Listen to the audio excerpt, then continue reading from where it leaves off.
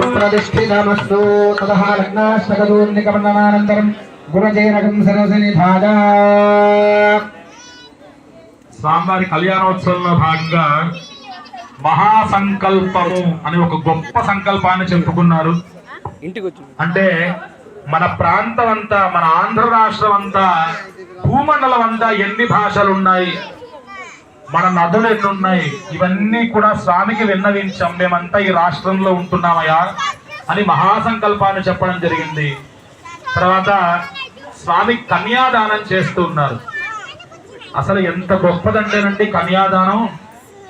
చాలా కాలం క్రితం భారతదేశంలో ఇప్పుడు ఎందుకు ఇంత సంక్షోభం ఉందంటే శాపం ఉన్నది, గౌతముడి యొక్క శాపం. భారతదేశంలో భ్రూణ హత్య అని ఒక హత్య జరిగింది. భ్రూణము అంటే స్త్రీ యొక్క హత్య జరిగింది భూమి మీద. దానివల్ల అమ్మవారు ఒక్కసారి కోపం వచ్చి ప్రపంచం అంతా ఒక్కసారిగా మనకు 7 సంవత్సరాల దాదాపు వర్షం రాలేదు.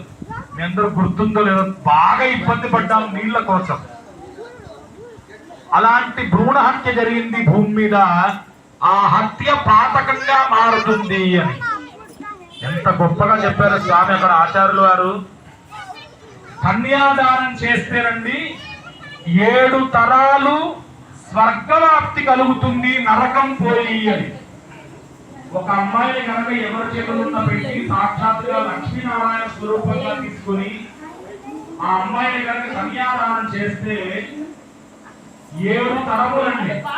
ఆ అమ్మాయిని కలిసి 7 తరములు ఖచ్చితంగా స్వర్గలోకవాప్తి కలుగుతుంది, నరకం నుంచి త్యజించబడుతుంది అని ఒక శాసనంగా ఇప్పటిదాకా బ్రాహ్మణోత్తములు వారి యొక్క వేదమంత్రాల చేత చెప్పడం జరిగింది. సూర్యమండల పర్యంతం, భూమి నుంచి సూర్యమండలానికి ముగ్గులు పేర్చుకుంటూ పోయి ఆ ముగ్గుల రాశిని కనుక దానం చేస్తే ఎంత ఫలమో ఒక కన్య అంత ఫలం వస్తుంది అని. ఇది ఒక 5 చేతుల్లో పెడితే అంత ఫలం వస్తుంది. సోము అంకుల్ ఫ్రెండ్ ని, సోము ఫ్రెండ్ ని